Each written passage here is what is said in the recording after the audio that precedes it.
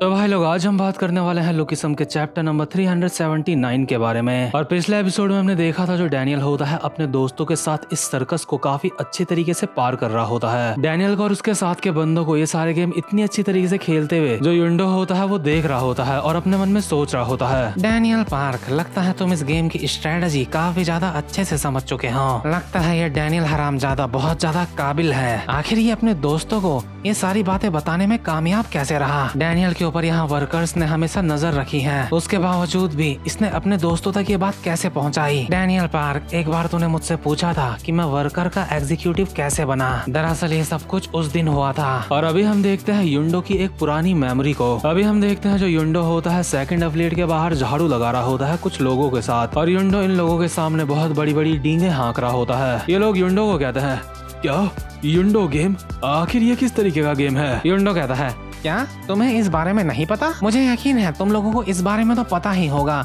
कि मैं स्कूल में कितना ज्यादा खतरनाक इंसान था। मैंने एक ऐसा गेम बनाया था जिसको पार कर पाना बहुत ज्यादा मुश्किल था। उस गेम के जरिए मैं बच्चों को परेशान किया करता था, और जो मेरा युंडो गेम था वो इसी तरीके का एक गेम था। जो मैंने गेम बनाए थे उनमें से सबसे ज्यादा मशहूर गेम था रॉक पेपर सीजर। अगर स्टूडेंट्स इस गेम में हार जाते थे तो उन्हें मेरे हाथ से एक थप्पड़ खाना पड़ता था, लेकिन अगर हम बस नॉर्मली उस गेम को खेले तो उसमें कोई भी मजा नहीं है। इसलिए मैं अपने खड़े होने के स्टाइल में और कपड़ों में कुछ क्लूज देता था जिससे कि कोई तेज दिमाग वाला इस गेम को जीत सकता है। युंडो के साथ के कर्मचारी कहते हैं, वो तुम तो सच में बहुत बड़े हरामखोर हो। जैसा तुमने बताया तुम मुझे इसी तरह के इंसान लगते हो। मैंने सुना है जब थर्ड एफिलिएट खत्म हुई थी तब तुम्हें यहाँ पे लेके आया गया था। युंडो कहता है, क्या तुम्हें लूजर्स फाइट गेम के बारे में पता है? वो मशहूर गेम भी मेरे ही द्वारा बनाया गया था। लेकिन तभी यहाँ पे यूजिन आता है जिसने युंडो की सारी बातें सुन ली होती हैं। यूजिन कहता है, ये काफी ज्यादा दिलचस्प है युंडो के गेम। हाँ, लेकिन युंडो यूजिन के सामने आता है और अकड़ के कहता है, ये कितनी अजीब बात है।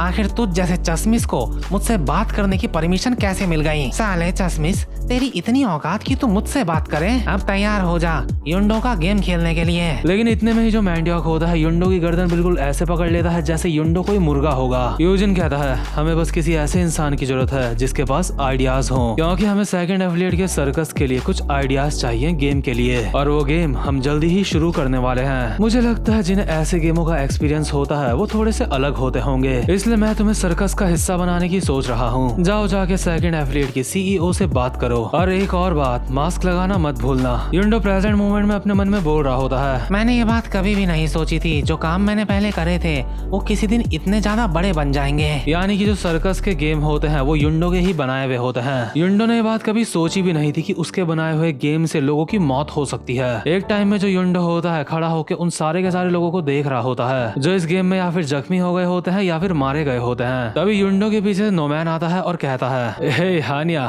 तो तुम यहाँ पे हो? मैंने उन सारे लोगों को यहाँ पे जमा कर दिया है जो सर्कस में या फिर हार गए थे या फिर जिन्होंने हार मान ली थी। क्या तुम यहाँ पे उन लोगों को देखने के लिए आए हो जो तुम्हारे गेम के शिकार हुए हैं? सच में भाई तू एक अकेला कोरियन है जिसकी मैं इज्जत करता हूँ, क्योंकि सर्कस के गेम युंडो ने बनाए होते हैं, इसलिए सबके सब सोचते हैं कि युंडो काफी ज्यादा खतरनाक इंसान है। और युंडो प्रेजेंट मोमेंट में अपने मन में बोल रहा होता है, सॉरी, मुझे सबके सब माफ करना, ये गेम मैंने ही बनाए हैं। इसके बाद नैको दोबारा से अनाउंसमेंट करती है। नैको कहती है, तो ठीक है, अब तीसरा गेम स्टार्ट करने के लिए हम यहाँ पे क्वेस्टिज्म करेंगे। ये जो तीसरा गेम है क्वेस्टिज्म, इसका दूसरा नाम प्रोड्यूस भी है। हे एवरीवन, क्या आप सबको तुम्हारे फेवरेट क्रिमिनल्स मिल चुके हैं? वीआईपीज आपस में बोल रहे होता है।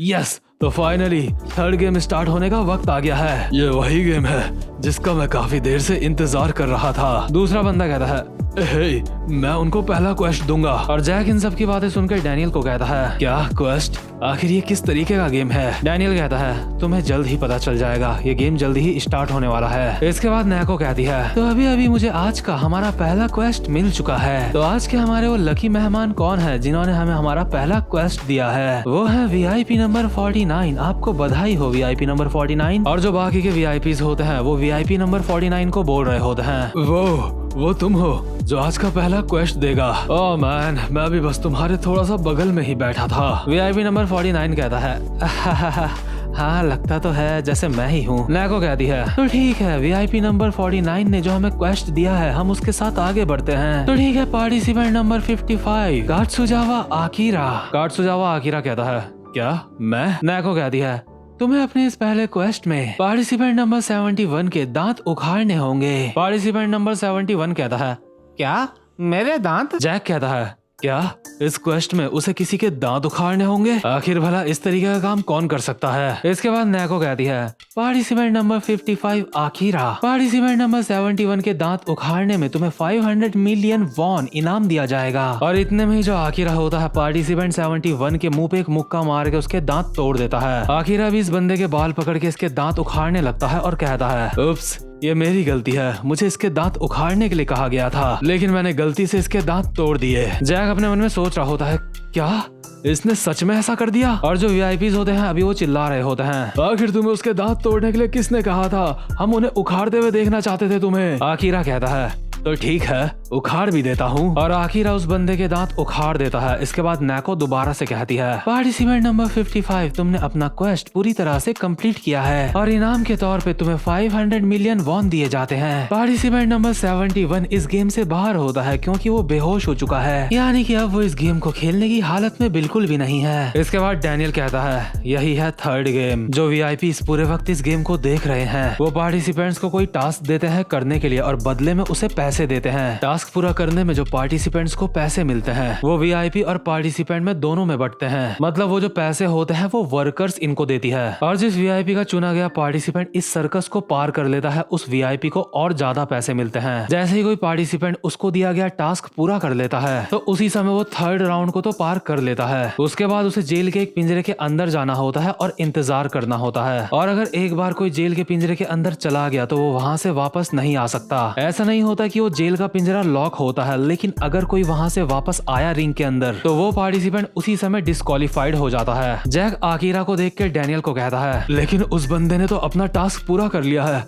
आखिर वो फिर अंदर क्यों नहीं जा रहा है? डैनियल कहता है, ये फैसला तुम्हारा होता है कि तुम्हें वहां अंदर जाना है या फिर नहीं। अगर तुम और ज्यादा पैसे कमाना चाहते हो तो तुम यहीं बाहर रुक सकते हो। ऐसा करने में वीआईपीज तुम्हें और ज्यादा टास्क दे सकते हैं जिससे तुम और ज्यादा पैसे कमा सकते हो। लेकिन मुझे ये बात समझ नहीं आ रही है कि इस बंदे को ये बात कैसे पता है। यानी जो आकीरा होता है उसको इन सारी बातों के बारे में पहले से ही पता होता है, जो सच में काफी ज्यादा अजीब बात होती है। डैनियल अभी आकीरा को शक की निगाहों से देख रहा होता है और अपने मन में सोच रहा होता है, पार्टिसिपेंट नंबर 55 कात्सुजावा आकीरा, अगर मैं ठीक से इस बंदे के बारे में सोचूं तो इसने अपने पिछले गेम भी बहुत ही आसानी से पार कर लिए थे। मुझे इस बंदे को लेके बहुत ज्यादा परेशानी हो रही है। हो सकता है ये हमारे लिए मुसीबत बन जाए क्योंकि इस बंदे का फाइटिंग लेवल ए है। आखिर ये साला है कौन? अभी के लिए मुझे इस बंदे के ऊपर नजर रखनी होगी। डैनियल अपने साथ के बंदों को कहता है, खैर जो भी होगा, इस तुम तीनों को ये गेम पार करना बहुत ज्यादा जरूरी है। वैरन कहता है, और ऐसा क्यों? डैनियल कहता है, क्योंकि फाइनल गेम के लिए तुम तीनों काफी ज्यादा जरूरी हो। जैक कहता है,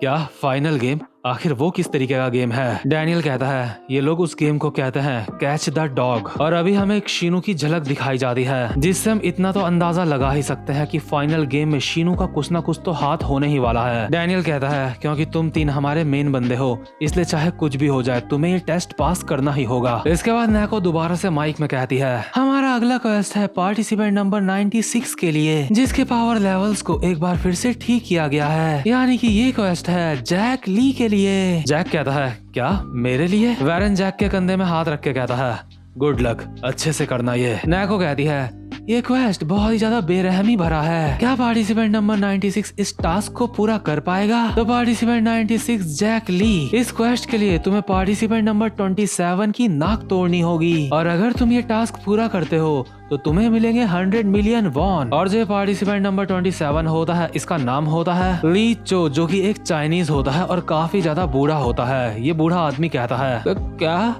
मेरी नाक तोड़नी होगी? जैक अभी इस बूढ़े के पास आता है और अपने मन में सोच रहा होता है, क्या मुझे एक बूढ़े इंसान की नाक तोड़ने का टास्क दिया गया है? मैं ये नहीं कर सकता, मैं ऐसे काम नहीं कर सकता। ये बूढ़ा आदमी अभी बोल रहा होता है, हे जवान लड़के से शांत हो जाओ, तुम्हें ये करने की जरूरत नहीं है। और जो वीआईपीज होते हैं वो चिल्ला रहे होते हैं और कहते हैं, उसकी नाक तोड़ो, उसकी नाक तोड़ो। नैको माइक में बोल रही होती है, तो आपको क्या लगता है आगे क्या होने वाला है? क्या जैक ली इस क्वेस्ट को पूरा कर पाएगा या फिर वो हार मान लेगा, या फिर जैक ली एक ऐसे इंसान की नाक तोड़ देगा जो बच्चों को किडनैप करने का काम करता है? और जैसे ही जैक को पता चलता है कि ये बूढ़ा आदमी बच्चों को किडनैप करने का काम करता है, यानी कि बच्चों को बेचता वगैरह है, वैसे ही जैक इस बुढ़े के पेट में घुमा के एक मुक्का मारता है। जैक मुक्का मारने के बाद कहता है, मैं तो भूल ही गया था, तुम सारे के सारे क्रिमिनल्स हो। इसके बाद नेको माइक में कहती है, पार्टिसिपेंट नंबर 96 ने अपना टास्क पूरा कर लिया है और नंबर 27 इस गेम से डिस्क्वालीफाई होते हैं क्योंकि अब वो आगे खेलने के लिए काबिल नहीं है। पार्टिसिपेंट नंबर 96 ने भले ही 27 की नाक नहीं तोड़ी, लेकिन इससे फर्क नहीं पड़ता क्योंकि वीआईपीज़ को काफी ज्यादा मजा आया है, इसीलिए पार्टिसिपेंट नंबर 96 पास होता है। तो अब हम धीरे धीरे करके अपने इस खेल की तेजी को बढ़ाते हैं क्योंकि इसमें काफी ज्यादा मजा आ रहा है। पार्टिसिपेंट नंबर 97 विंजिन ने 3 मिनट तक अपने चश्मे को कामयाबी से बचा लिया है। अभी काफी सारे कैदियों को ये टास्क मिला होता है कि विंजिन का चश्मा उन्हें निकालना है, लेकिन विंजिन इन सारे बंदों को पेल रहा होता है और कहता है, सालो हरामखोरो,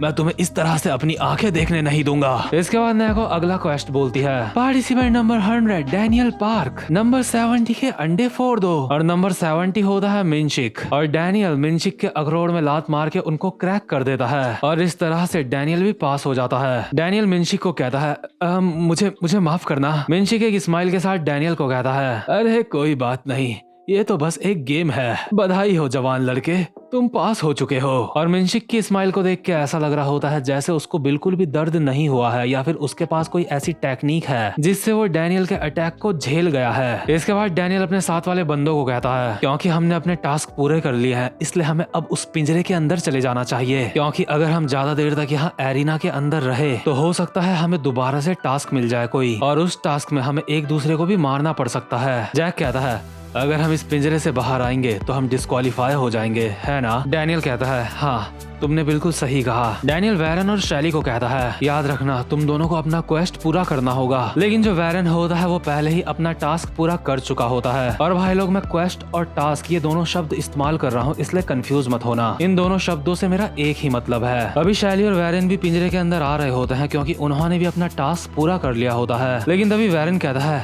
1 मिनट, लेकिन शैली ने तो अपना टास्क पूरा किया ही नहीं है। डैनियल कहता है, तो ठीक है, मैं जानता हूँ तुम किस बात की चिंता कर रहे हो, लेकिन वैरन उस चीज से भी निपटने का हमारे पास एक रास्ता है, तुम शैली की चिंता मत करो। लेकिन तभी शैली कहती है, हे आखिर तुम लोग क्या बोल रहे हो, मैं तो अपना टास्क पहले ही पूरा कर चुकी हूँ। डैनियल कहता है, क्या, कब? हमने तो कोई अनाउंसमेंट सुनी नहीं तुम्हारे बारे में। शैली कहती है, ये उस वक्त हुआ था जब विंजिन अपना चश्मा लेके भाग रहा था। मैं सच बोल रही हूँ, मुझे टास्क मिला था कि मुझे पार्टिसिपेंट नंबर 42 के सर के पीछे से उसे मारना है। वीआईपी नंबर 21 ने मुझे वो टास्क दिया था, इसलिए मैं चुपचाप से पार्टिसिपेंट नंबर 42 के पीछे से गई जब वो विंजिन के ऊपर हमला कर रहा था, और मैंने उसके सर पे मार के अपने टास्क को कंप्लीट कर लिया था। मैं अब तक यहाँ पे इसलिए रुकी हुई थी ताकि मैं वैरन के साथ अंदर जा सकूं। लेकिन अभी अभी हमें पता चलता है जो वैरन होता है उसने भी अपना टास्क पूरा नहीं किया होता है। वैरन कहता है, अच्छा तो इसका मतलब सिर्फ मैं ही बचा हूँ और मुझे अभी अभी अपना टास्क मिल चुका है। इसके बाद नेको दोबारा से माइक में कहती है, लगता है ये वीआईपी देखना चाहते हैं कि पार्टिसिपेंट नंबर 99 कितना ज्यादा स्ट्रॉन्ग है। तो अगला क्वेस्ट है पार्टिसिपेंट नंबर 99 वैरन चे के लिए, और वैरन चे का टास्क है कि उसे पार्टिसिपेंट नंबर 55 कात्सुजावा आकिरा को फाइट में हराना होगा। वैरन चे, अगर तुम कात्सुजावा आकिरा को हराने में कामयाब रहते हो तो तुम्हें 1 बिलियन वॉन इनाम में दिया जाएगा।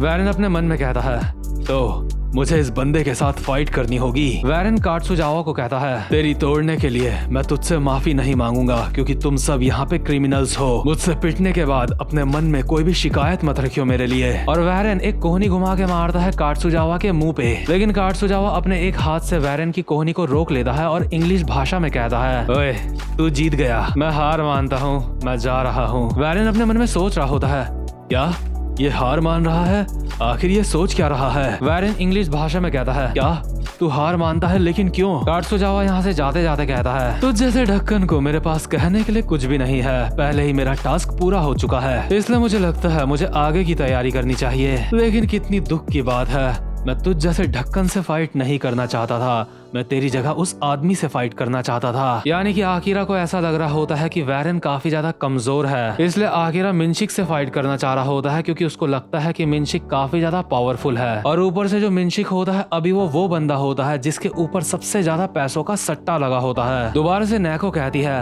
आकिरा रिंग को छोड़ के जा रहा है, नंबर 99 जीत चुका है। इसके बाद वैरन और शैली पिंजरे के अंदर जा रहे होते हैं और वैरन शैली को बोल रहा होता है, उस लाल बाल वाले बंदे ने अभी अभी मेरी तारीफ करी थी, है ना? शैली कहती है, मुझे लगता है तुम्हें जापानीज सीखनी चाहिए। यानी कि जो आकिरा होता है उसने कुछ बातें तो इंग्लिश में कही थी, लेकिन कुछ बातें उसने जापानीज में भी कही थी, जो कि वैरन को समझ नहीं आई थी। वैरन को लगता है कि उसने उसकी तारीफ करी है। शैली कहती है, खैर जो भी हो, तुमने काफी अच्छा काम करा है, चलो अब पिंजरे के अंदर चलते हैं। अभी शैली और वैरन भी पिंजरे के अंदर आ रहे होते हैं और डैनियल इनको कहता है, वेल डन भाई लोग, हम सब ने थर्ड राउंड को पार कर लिया है। मुझे इस बात की बहुत ज्यादा खुशी है कि हम में से कोई भी जख्मी नहीं हुआ है। जैक कहता है, बहुत अच्छे भाई लोग। वैरन कहता है, आ जाओ शैली, अंदर आ जाओ। लेकिन शैली पिंजरे के बाहर ही रुक जाती है। शैली एक स्माइल के साथ कहती है, वैरन, वो दरअसल मैंने अपना टास्क पूरा नहीं किया है, मैं तुमसे झूठ बोल रही थी। झूठ बोलने के लिए माफी चाहती हूँ, लेकिन तुम तीनों को ये टास्क पूरा करना काफी ज्यादा जरूरी था। अगर तुम मेरी मदद करने के बारे में सोचते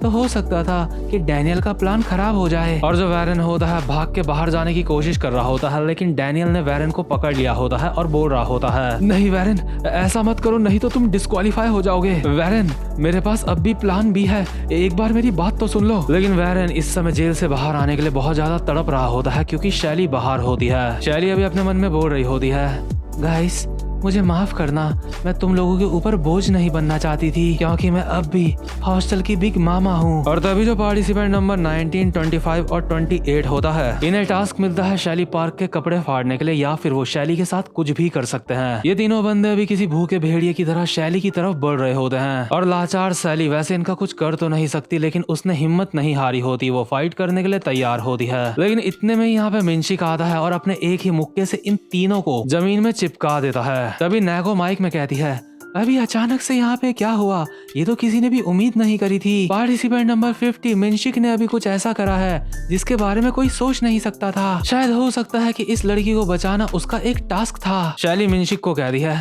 सर आपका बहुत बहुत शुक्रिया। मिंशिक कहता है, नहीं, इसकी कोई भी जरूरत नहीं है। दरअसल मेरा टास्क ये था कि मुझे इन लोगों के साथ नहीं बल्कि अकेले ही तुम्हारे कपड़े फाड़ने हैं। तभी नैको माइक में कहती है, अरे नहीं, ये यहाँ पे मदद करने के लिए नहीं आया था। दरअसल इस इंसान का टास्क था इसको अकेला पूरा करना। ये लड़की अब भी काफी ज्यादा बड़े खतरे में है। और यार मिंशिक का टास्क सिर्फ यही नहीं है कि उसको कपड़े फाड़ने हैं, वो कुछ भी कर सकता है। अभी जो टॉम ली होता है वो ताली बजाते हुए बोल रहा होता है, ओह मैन, लगता है मिंशिक की किस्मत चमक चुकी है। और अभी सारे के सारे लोग काफी ज्यादा हैरान होते हैं ये सोच के कि अब इस लड़की के साथ क्या होने वाला है। मिंशिक कहता है, सब सोच रहे हैं कि अब इस लड़की के साथ क्या होगा, लेकिन तुम चिंता मत करो, तुम्हें कोई भी दिक्कत नहीं होगी, क्योंकि मैं एक बहुत अच्छा इंसान हूँ। शुरुआत में तुम्हें थोड़ा सा दर्द होगा, लेकिन उसके बाद धीरे धीरे तुम्हें मजा आने लगेगा। और मिंशिक की इस बात से आप समझ सकते हो कि मिंशिक का टास्क क्या है। उसका टास्क सिर्फ कपड़े फाड़ना नहीं है। और जैसे ही मिंशिक अभी शैली की तरफ अपना हाथ बढ़ा रहा होता है, तभी यहाँ पे वैरन आ जाता है और मिंशिक के मुंह पे एक लोहे की रॉड मार के उसको हवा में उड़ा देता है। शैली हैरान होकर बोलती है,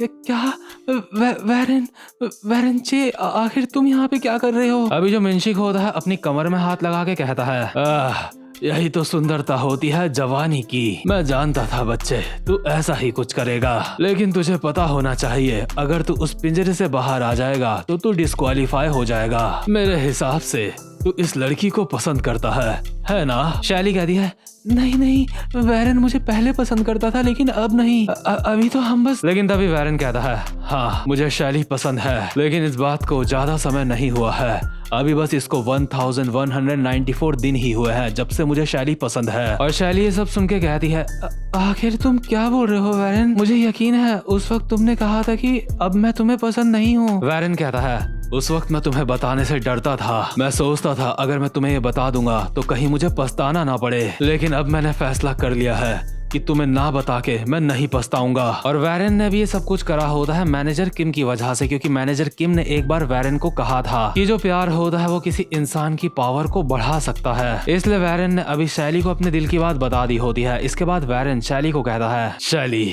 मुझे माफ करना, ये बात मैं तुम्हें किसी अच्छी जगह में बताना चाहता था, कोई ऐसी जगह जो बहुत ज्यादा सुंदर होती, लेकिन जो यहाँ पे टास्क हो रहे हैं मुझे उनकी घंटा परवाह नहीं है। एक असली मर्द अपनी जुबान से कभी भी पीछे नहीं हटता। मैंने तुम्हें कहा था कि मैं तुम्हारी हमेशा रक्षा करूंगा, और अगर एक बार मैंने ऐसा कह दिया तो मैं अपने शब्दों से कभी भी पीछे नहीं हटता। जो मैं कर रहा हूँ इसका मुझे कोई भी इनाम नहीं मिलेगा, लेकिन ये मेरा वो टास्क है जो मैं अपनी जिंदगी भर करना चाहता हूँ। शैली अपनी आंखें बंद कर लो। और अभी जो वैरन होता है वो तैयार हो जाता है मिनचिक से फाइट करने के लिए। लेकिन इसी के साथ ये वाला चैप्टर भी यहीं पे खत्म होता है। उम्मीद करता हूँ कि आपको आज की वीडियो भी अच्छी लगी हो, और अगर आप चैनल पे पहली बार आए हो तो चैनल को सब्सक्राइब और वीडियो को लाइक जरूर से करना। अब मैं मिलूंगा आपसे अपनी नेक्स्ट वीडियो में, तब तक के लिए गुड बाय। और ये जो स्क्रीन में आप फोटो देख रहे हो ये एक वेबसाइट का प्रमोशन है। आप चाहो तो इस वेबसाइट से भी मांगा और मानवास पढ़ सकते हो। तो भाई लोग, अब मैं आपको बताता हूँ कि मैं स्कूटी से कैसे गिरा था, जिस वजह से मैं आजकल बस एक ही वीडियो डाल रहा हूँ। किसी का मुझे कमेंट आया था कि भाई पापा की परी बन रहे थे क्या? तो नहीं यार, पापा की परी नहीं बन रहा था, लेकिन तुम जानते हो आजकल के बच्चे कितने ज्यादा हरामी और कितने ज्यादा नादान हैं। मैं तो अपना नॉर्मल से जा रहा था, अचानक से एक बच्चा मेरी स्कूटी के आगे आ गया और उसको बचाने के चक्कर में मैं खुद गिर गया। खैर एक तरीके से अच्छा ही हुआ कि उस बच्चे के नहीं लगी, क्योंकि अगर वो स्कूटी से ठुकता तो वो तो मर ही जाता।